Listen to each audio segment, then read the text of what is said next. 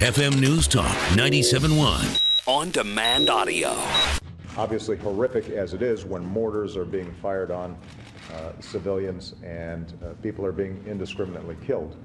To use potential weapons of mass destruction on civilian populations crosses another line with respect to international norms and international law. And that is going to be a game changer.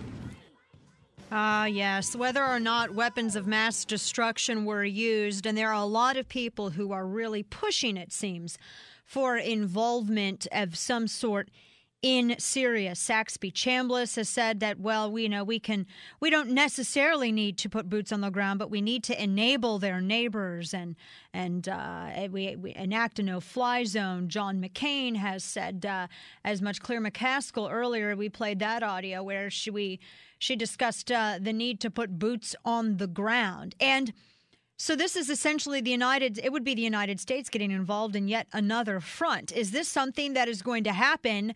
Do we even have enough proof? And what American interest is being threatened that would necessitate our involvement? And for these questions, we go to foreign policy expert with the D.C. International Advisory, DCIadvisory.org, former advisor to former VP Dick Cheney, Stephen Yates. Good afternoon to you. Hi, Dana. So it's good to have you, Stephen, as always. And it seems as though our conversation about this topic, which we've had before or over the course of several weeks, but we've been gradually moving towards whether we think that there could ever be a possibility of the United States getting involved. Now it looks like the conversation may turn into how much involvement we're going to have. I think it's pretty common knowledge that the United States has had a lot of behind-the-scenes involvement, perhaps funneling weaponry to the rebels in Syria. But now it seems that Claire McCaskill and McCain and some others, Lindsey Graham included, they're saying that we, really need to have a lot more of a public presence in Syria. Is this becoming more and more likely, do you think? Well, I guess I have my doubts about it being likely that we'll have a large U.S. military or even personnel involvement in Syria, but there are many, many layers of this that are exceedingly frustrating to me, beginning with, first and foremost, will any national leader of any stripe please step forward and say, what do they have in mind for us to do, for what purpose, with what resources, and if it doesn't work, what do you have in mind about that? Just really, if there's no other lesson that anyone took from the last decade plus, we've got to at least begin with some of those issues in mind. And at least in my thinking on foreign policy, I rely on the rock band Rush to remind me all the time that if you choose not to decide, you have still made a choice. That applies to foreign policy. All this dithering we've had, whether it's to intervene or help allies or otherwise, the passage of a lot of time makes a lot of our options either unpalatable or less likely to succeed at this point. So I just guess I look at it, I see the inaction by the White House in any way, shape, or form. That's frustrating, but I think there's national interest at stake that need to be engaged. But I'm just as frustrated with the other side that talks tough, talking about no-fly zones and things like that with no clear sense of with what, how. And so I just find all sides on this really to be disingenuous. I don't even know why it's the United States' responsibility to get involved. Isn't that what the Arab League over there is for? To a degree, yes.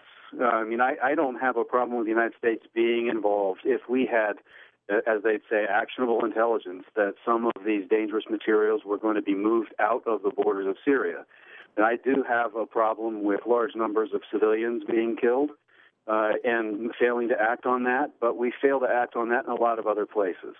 I don't know the material difference between 30,000 people being killed by a brutal dictator or 70,000 people being killed by a brutal dictator. And when we talked about the chemical weapons in recent days, if they have been used, they clearly have not been used as a weapon of mass destruction because there was no mass destruction associated with their use. And so I have serious problems about what evidence we have on what's being done recently. But yes, in principle, we should rely on those on the scene with greatest interest at stake to take the lead before the United States comes in to bail someone out. Yeah, and that's a really good point that you just made as well, because all what we have seen so far are photos of what 3 or 4 individuals that when they were dying, they had, what was it? They were foaming at the mouth, which is something that is associated with sarin or some nerve gas. But it doesn't seem to be, it doesn't seem, in terms of mass usage, it's not on the same level as what Saddam Hussein, chemical weapons and gases that he used against a huge number of his population back during the 90s. I mean, that was widespread mass usage. So using this, it doesn't seem to meet the same criteria. Right. I don't understand what anyone's thinking is, whether it's the Obama administration or liberals that would say we should intervene on human rights grounds, or conservatives that would try to talk about WMD on this. I mean, I'm sympathetic, actually, to arguments on all sides of it, because Syria is very difficult. There are ties to Iran. The more this goes on, Al-Qaeda and Al-Qaeda-like groups seek advantage. The spread of their influence across the broader region is a concern. But someone's got to say, what are we about? Are we trying to operate in this region to shrink that influence? The Obama administration isn't. They haven't had a problem with the Muslim Brotherhood in Egypt. They haven't had a problem with post-conflict Libya. There is no Benghazi. There is no problem. Look away. And they don't seem to have a problem with Iran just continuing to march forward. So we're clearly not using that objective, with which I'd have some sympathy. So if it's not that, I think that there's no reason to take much action. Yeah, and it's troubling to see so many individuals seemingly, well, we need to get in there. Something must be done. The itch must be scratched, Stephen. This needs to happen right now. I mean, I would say that the United States already is at the limit of what we should be doing. I mean, there are no immediate interests. And if something were discovered later where it looks as there are American interests that are under immediate threat, by that definition, then it's allowable for the United States to engage. But at this point, I think we are a little beyond or already at the limit of involvement, because it seems to be common knowledge now at this point as to how Benghazi worked into all of this, which is something I want to ask you about here in a minute. But we've already been basically funneling weapons to I feel like we're talking Star Wars, the Rebel Alliance there in Syria. So, I mean, that seems to be about as much as we can and should be doing. There's definitely elements involved in security assistance, I guess is the euphemism for it. But in both Benghazi and in Syria, we've also had a situation where the nature and composition and the desperate state of a rebel force changes over time. And it's a very different prospect if you're talking about coordinating with the less bad elements to try to get the real bad elements either out, dead, or at least outmatched. And then later, when you have allowed, literally in the case of Syria, 2 years to pass, lots of foreign fighters coming in, and the whole nature and composition of all sides has changed. And so it's much more complicated now than it would have been a year ago or 2 years ago. And I guess I am sympathetic to intervention on some terms.